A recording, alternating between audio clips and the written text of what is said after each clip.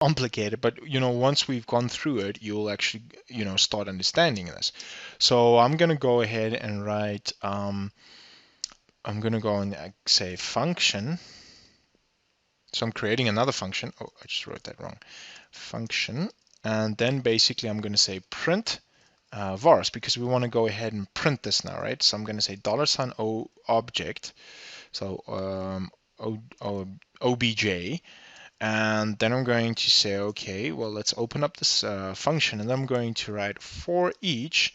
And we spoke about in the object, we spoke a bit about what is a for each, and basically what a for each is basically a syntax or object implementing integer or integer aggregate, can be used with the word for each in the language constraint. So if we want to include an object, we use the word for each, and that's basically what we're doing here. So we're saying for each, and then we're going to say, okay, well, we want to get, oh, it's not typing. There we go. And we're saying get underscore object.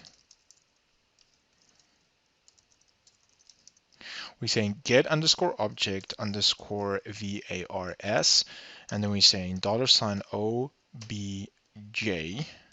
and we're saying as $prop equals bigger than $VAL. Okay, so now we go, okay, well, we want to open this for each up, and in this for each, we wanted to echo, we want to echo backslash $T $prop equals $FAL backslash N. Oh, there we go. Okay, so then we've written an echo there, so we closed our for each function, we closed our big function. Now we're going, and I'm just gonna write in I'm just gonna write a comment there. I'm gonna say initiate instantiate on one object.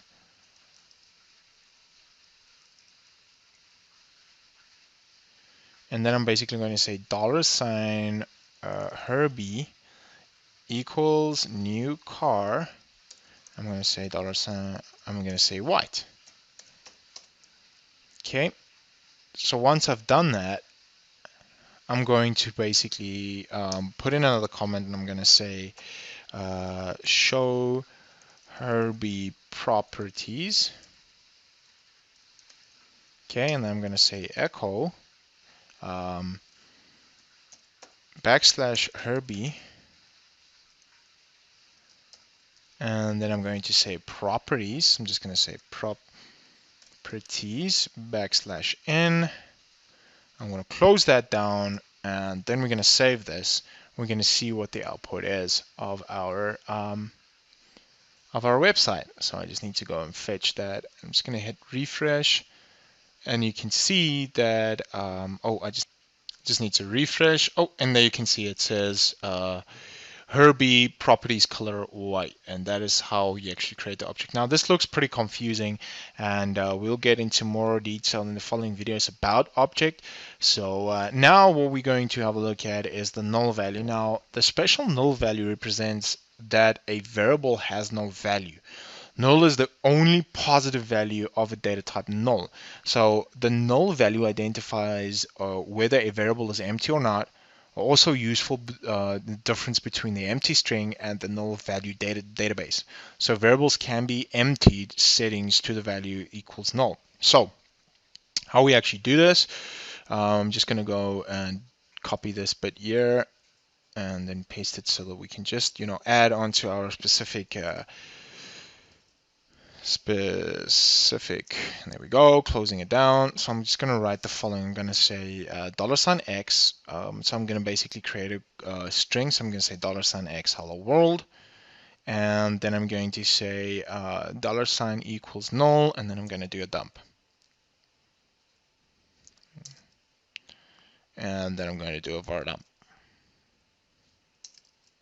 Okay, I'm going to hit save, And then basically I'm going to open up my browser, hit refresh, see what happens. And you can see it just says null. That's what basically we did. We said access is hello world, and then we said it's null. So then I just said null. Okay. In the next video, we're going to have a look at string functions and how we can use string functions to kind of get what we want.